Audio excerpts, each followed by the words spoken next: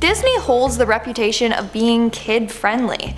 Everything they do, whether it be their TV shows, movies, or amusement parks, has to be in line with this message. They will do any and everything to make sure that nothing ruins their image. But no matter how hard they try to cover up their dark past, they can't escape it. Disney is full of secrets, lies, and cover-ups. Hey everyone, what's up and welcome back to Most Amazing Top 10. I'm your host, Lindsay Ivan, and today I'm bringing you the top 10 dark secrets of Disney Part 2. Now this is Part 2, so if you haven't seen the first part already, then go check it out. I'm out here exposing Disney. Starting off this countdown, we have the Smellitizer. Disneyland sees about 18 million guests per year. Disney World sees about 58 million guests per year. That is an insane amount of people. Now, what if I told you that Disneyland mind controls its guests? I wish I was making this up, but I'm not. So Disney uses a device known as the Smellitizer. Basically, it's a device used to pump fumes throughout the park. For example, at the main entrance, they pump out the smell of popcorn to entice you to buy some. In candy shops or ice cream parlors, it will smell sweet like vanilla. They also do this to make their rides more immersive. Like at the Pirates of the Caribbean ride, it will smell like wet wood and sea salt. They are literally controlling what you smell.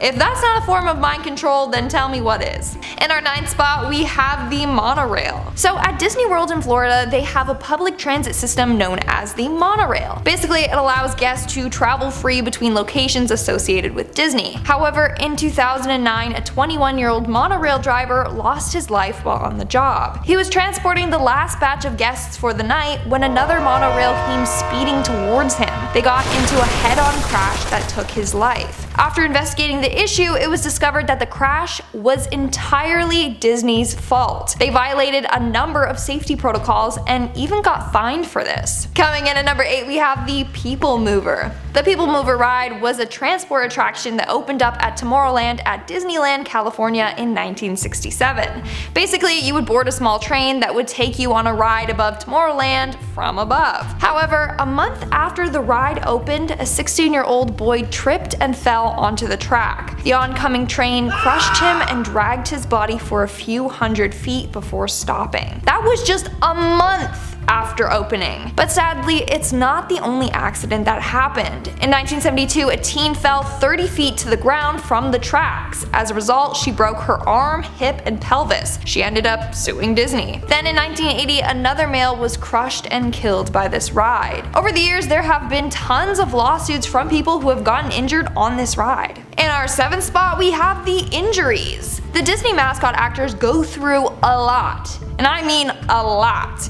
Not only do they have to wear those heavy costumes in the heat, but they also have to deal with whiny children and a bunch of Karens. But what you may not know is that Disney mascots often get seriously injured while on duty. A woman playing Mickey Mouse suffered a bad neck injury after a guest kept patting her head, which caused the head to fall down and strain her neck. The costumes themselves weigh around 47 pounds. They are blamed for at least 282 injuries. Not only that, but they are often touched inappropriately by the guests. A lot of workers have filed police reports because guests would grope or touch them inappropriately. It's not the kids though, it's the adults. A Disney princess had a 51-year-old man grab her breasts. He was arrested and then charged with battery. In another case, the actor portraying Donald Duck got grabbed inappropriately in certain areas by an older woman. Those poor mascots go through so much. Making our way down the list, number 6, we have the Creepers. It's scary, but a park full of children attracts the wrong kind of people. Over the years, Disney has had a real problem with predators at the park. And I don't know what kind of background checks that Disney is doing on their employees, but obviously they aren't thorough enough. Because over the years, a number of park employees have been arrested after being inappropriate with the park guests. Since 2002, 42 employees have been arrested because of this. That's way too many people. We are now at our 5th and halfway mark with the freaky business. So apparently a lot of people like to get it on at Disney World. Author Leonard Kinsey highlights this in the book The Dark Side of Disney. Basically, he describes the truth about Disney and exposes all their dirty little secrets. So apparently a lot of people have in the companion restroom. It's a single room with a toilet and sink for anyone that wants a little extra privacy, or for anyone that wants to get a little spicy. Like really, come on guys, keep it together. Apparently a lot of people try to get it on during rides as well. If you're caught though, you get the boot right away. You get the boot and no booty. In our fourth spot, we have the chef suit. So in 2010 at Disneyland Paris, 2 chefs committed. Apparently, the working conditions weren't the best. One of the chefs apparently became depressed after the food at the park switched from freshly made to frozen. His note read, and I quote, "I don't want to work for Mickey anymore." This seems like an urban legend, but I swear I'm not making this up. The other chef apparently took his own life because of humiliating treatment at work. Then in 2013, another employee tried to take his own life by setting himself on fire. That's crazy. Coming in at number 3, we have the deaths.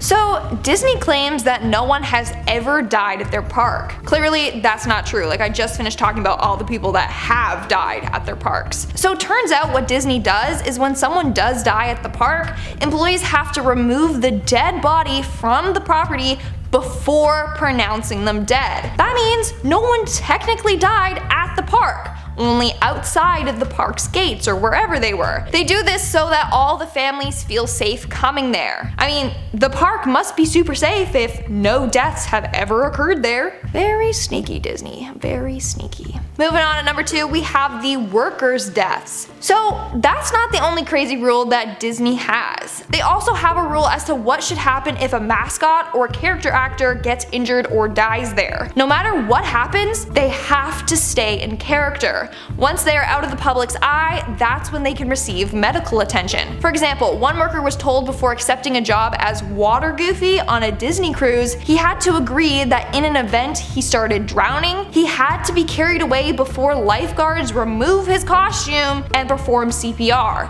So he could literally be dying in the costume and need medical attention right away, but Disney won't allow it. And in our number 1 spot, we have the cover-up. This is by far one of the biggest cover-ups made by Disney. So on December 24th, 1998, 2 park guests and an employee were involved in a bad accident on the sailing ship Columbia ride. A heavy metal cleat became loose and hit the guests and employee. One of the guests died and his wife was hospitalized. But Disney failed to notify the police. When they were called to the scene, Disney cleaned up the mess as quickly as possible before the police arrived. They also refused to let in outside medical personnel. They were afraid that this would frighten the park guests. 2 things they shouldn't have done. They got a hefty fine as a result of this and were taken to court. And that's all for today's video. Let's move on to our comment shoutout portion. I'll be shouting out comments from my video, Top 10 Scary Disney Movie Theories Part 4. Choco Foxo commented, "Lindsay, I swear I saw someone that looked exactly like you at a grocery store in my town. She even sounded like you." Maybe it was me. What town are you from? It probably wasn't me. I'm not out here grocery shopping during a pandemic. Sharon G commented, "Lindsay is looking like a student from Hogwarts in this outfit. I love Harry Potter, so I will take that. Thank you so much." 5 Nights at Plushies commented, "Lindsay looks like Hermione from Harry Potter." Another Harry Potter comment! Honestly, it was the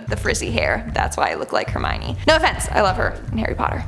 And that's all the comments I'm shouting out for today's video. Make sure to comment something down below for a chance to be featured in my next comment shoutout. And as always, don't forget to give this video a big thumbs up and subscribe to Most Amazing Top 10 for more amazing videos. I've been your host, Lindsay Ivan, and I'll see you when I say ya.